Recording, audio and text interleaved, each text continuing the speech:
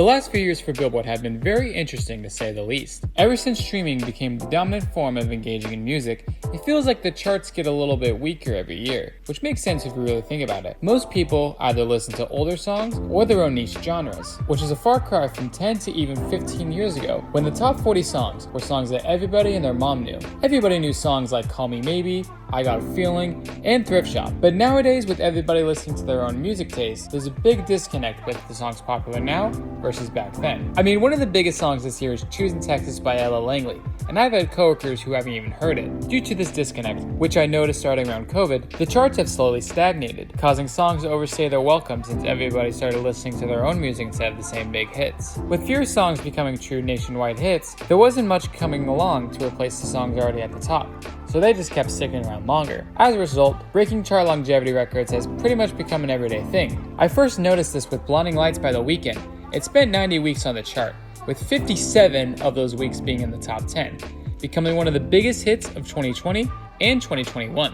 When this happened, I didn't bat an eye, because I genuinely thought, that's cool, this universally loved song is setting all these records. Though in the coming years, this slowly became the norm. With songs like Heat Waves by Glass Animals, Stay by The Kid Laroi and Justin Bieber, Last Night by Morgan Wallen, and especially Lose Control by Teddy Swims, which set the record for the longest running song on the Billboard Hot 100 at 112 weeks. All these songs have stayed on the charts for longer periods of time. I mean, if you look at this screenshot of the longest running songs in the top 10, all of them had their chart runs in the 2020s. I feel like the first true stagnation period of the streaming age was the first half of 2022, with many songs staying in the top 20 for longer than normal times. I already mentioned Heat Waves and Stay, but many songs which already had run its course were still charting in the top 20, including Levitating, Save Your Tears, Good For You, and Bad Habits, all of which peaked in the spring or summer of 2021. However, luckily with 2022, the charts picked up around the summer when we got big releases from Harry Styles,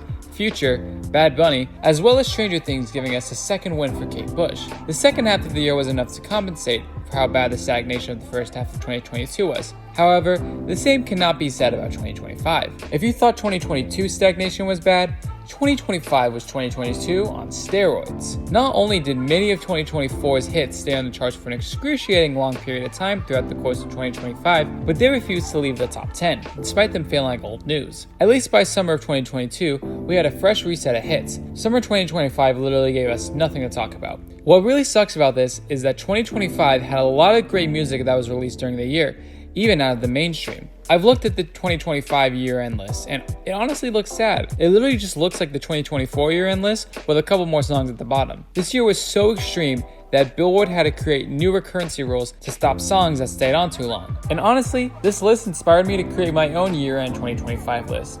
I removed most of the 2025 carryovers with a few exceptions, along with songs that charted low on Billboard that I felt like could have charted higher and been bigger hits, as well as songs that didn't chart at all and I feel like could have been big hits if they were given the right promotion. Now, to be clear, this is not what I think are the biggest songs, just songs that I feel like should have had more legs this year. Now let's get on to my revisions. Okay, the biggest problem with the 2025 year-end has to be the 2024 carryovers that overstayed their welcome. While songs from previous years staying at the bottom of the following year-end isn't a new thing, the absurd number of 2024 carryovers had to be reduced. With my revision, I only kept 7 songs from the 2024 year-end, most of which became popular near the end of the year anyway. The songs I removed were Lose Control, Birds of a Feather, Beautiful Things, I Had Some Help, Espresso, Good Luck Babe, Too Sweet, Please Please Please, as well as the Christmas songs All I Want for Christmas Is You, Last Christmas, Rockin' Around the Christmas Tree, and Jingle Bell Rock. In this universe, they slowly faded off the charts near the beginning of 2025 like they would in any other year. I did, however, keep Die With A Smile, our bar song Tipsy, Not Like Us, Taste, Wildflower, Stargazing, and High Road. I kept Not Like Us because the Super Bowl did still happen in 2025, and would have kept this song alive for the spring season. A bar song Tipsy did have a strong run, but in this case, it finishes in the bottom half of the year end instead of the top 10 again. Die With A Smile and Taste still finished in the top 10 because they came out late enough in the previous year that it would still be justified to stay up that high. Wildflower, Stargazing, and High Road all stayed on the charts in 2025 long enough for regular chart runs, but didn't overtower the 2025 year end like they did in real life. Now that we've taken care of the 2024 carryovers, let's move on. While the biggest issue facing the charts in 2025 was the number of aging hits that refused to leave, another problem was the underperformance of several songs that seems to have genuine hit potential. Some debuted high before quickly fading, while others spent months building momentum but never reached the heights they seemed capable of achieving. In a year that often felt defined by holdovers from 2024, these songs could have helped create a much-needed wave of fresh hits. Ariana Grande's Twilight Zone debuted at number 18 and spent 18 weeks on the chart, but it never became the major hit many expected. Part of it may have been due to its release on the deluxe edition of Eternal Sunshine, rather than as part of the original album rollout, which most likely limited it getting a huge single push. Likewise, Chaperones the Subway and The Giver both debuted inside the top 5, proving there was enormous interest in new music from one of 2024's biggest breakout stars. Yet, despite those impressive debuts, neither song maintained the level of chart success many had expected from an artist at the peak of her popularity. Considering how dominant Chappell had been in the previous year, it was surprising to see both songs fade as quickly as they did. Another example is Alex Warren. Bloodline, his song with Jelly Roll, eventually managed a respectable 20-week chart run, but much of that success came after the song returned to the charts months later, causing its performance to be split across chart periods. With how massive Ordinary became, I genuinely expected Bloodline to take off much faster than it did. Similarly, On My Mind by Alex Warren and Rosé felt capable of becoming a much larger hit. Pop ballads don't always have the easiest path on today's charts, but when you combine two artists who are coming off some of the biggest hits of the year, it felt like the song had far much more potential than its chart run suggests. Several hip-hop releases also seemed capable of becoming much larger hits. Travis Scott's 4x4 debuted at number 1, though much of that success was driven by sales tied to fundraising events for victims of the 2025 California wildfires. While the charitable campaign helped the song go to the top of the chart, its rapid decline suggested that the debut peak didn't fully reflect the song's long-term popularity. Even so, it still felt capable of becoming a much larger hit than it ultimately did. Die Trying by Party Next Door, Drake, and Yebba felt like one of the biggest missed opportunities of the year. Honestly, the song just sounds like a hit. It feels like the kind of vibe Drake had with songs like Find Your Love, Take Care, Hold On We're Going Home, and even Hotline Bling. Instead, it never made the crossover jump many expected. Lil Tecca's Dark Thoughts ultimately made the year-end chart, but it always felt like it had the potential to be a much bigger hit than that, especially considering Ransom was one of the biggest hits of 2019. Lil Tecca proved he could be a melodic rapper who can spit out hooks for days, similar to Sway Lee and Nate Dogg. Back on the pop side, Addison Rae's Diet Pepsi enjoyed a respectable chart run in the low half of the Hot 100, but never reached the heights many expected given its popularity online. The same can be said for Fame Is a Gun, which was very popular on TikTok, but failed to translate that attention into major chart success. Ed Sheeran's Azizum and Miley Cyrus's End of the World represent a different kind of missed opportunity. We're talking about Ed Sheeran and Miley Cyrus here. Neither song needed to become a number 1 hit, but it's surprising that neither developed into a larger success, given the track records of the artists involved. The next group of songs spent much of the second half of the year building momentum, but never received the chart peaks that seemed to match their popularity. Tyler the Creator's Sugar on My Tongue spent 25 weeks on the Hot 100, but peaked at only 41, a surprisingly modest peak for a song that became one of the most beloved tracks from his latest era. Likewise, No Broke Boys by Disco Lines and Tinashe managed to crack the top 40, demonstrating clear crossover appeal, but never developed into the larger dance pop hit it seemed capable of becoming. Of all the songs discussed here, however, 12 to 12 by Somber may be the most baffling underperformer. Seriously, it felt like everybody loved this song, whether it was on TikTok, playlists, or just people talking about it online. I rarely saw anyone say a bad thing about it. The song arrived as Somber's popularity continued to rise throughout 2025 and felt like the obvious follow-up to the success of Undressed and Back to Friends. Yet despite all of that momentum, it stalled at 41 on the Hot 100, though did make 28 weeks on the chart. Of every song on this list, this is probably the one that shocked me the most. The same can be said for A Lot More Free by Max McDown, which felt like the exact kind of song that could slowly work its way into the mainstream and become a crossover hit, considering it even had a minor run on pop radio. While radio isn't the driving force it used to be, the fact that a country folk song could even cross over to that format shows its potential, especially with artists like Zach Bryan becoming popular in the last few years. Now don't hate me for this last pick, but to wrap up this section, we got Cliché by Machine Gun Kelly. I completely understand why some people dislike the song and see it as a blatant attempt to make a commercial pop hit, but at the same time, it's ridiculously catchy. Sometimes a song doesn't need to reinvent the wheel, it just needs a hook that gets stuck in your head, and Cliché definitely has that. In another chart environment, I can easily see it becoming one of the biggest surprise hits of the year. Together, these songs represent a year in which many potential hits never fully reached their ceiling.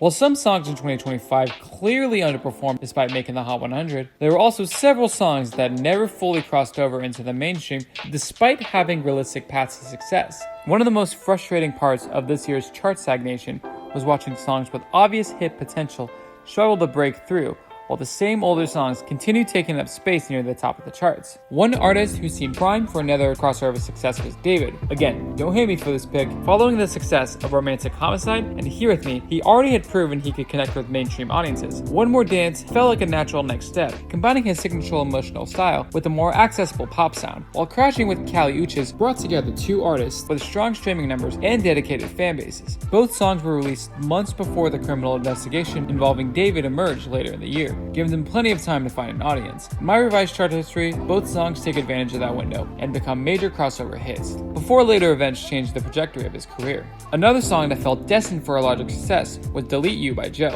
After End of Beginning became one of the most unexpected success stories of the decade, Joe entered 2025 with a level of mainstream recognition that most indie artists don't get a chance to achieve. The release of The Crooks seemed like the perfect opportunity to build on that momentum, and Delete Ya immediately stood out as the album's most obvious crossover candidate. What makes its failure to break through especially frustrating is that audiences clearly remain interested in Joe's music. Following the Stranger Things finale, End of Beginning experienced yet another surge in popularity heading into 2026. While that outcome makes sense, part of me wishes some of that attention had gone towards Delete Ya instead, or really any song from The Crooks, or even Maya Hawke or the Aubreys. If people were willing to make a years-old Joe song a hit again, surely there's room for a new one too. Alternative Radio also produced several songs that felt capable of reaching much wider audiences. 21 Pilots' The Line and Almost Mondays Can't Slow Down both reached number 1 on alternative radio, proving there was already significant interest in them. Can't Slow Down was especially surprising because it already sounded like a crossover hit. The song feels like a blend of Len Steal My Sunshine, Empire of the Sun's We Are the People, and Nicky Youri's Sunroof, 3 songs that practically scream summer playlists.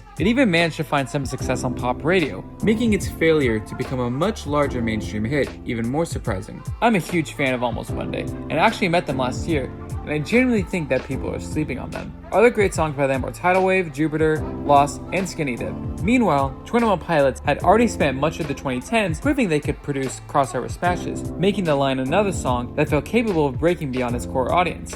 Plus, it was the soundtrack to Season 2 of Arcane. Remember the last time an alt band with 2010 success did the soundtrack to Arcane? It reached number 5 on the Hot 100. Several other songs came surprisingly close. Sally When the Wine Runs Out by Role Model built a steadily growing audience and reached the bubbling under Hot 100, while Born with a Broken Heart by Damiano David received modest pop radio support and benefited from the recognition David earned as the frontman of Måneskin, whose cover of Vegan became a worldwide hit early in the decade.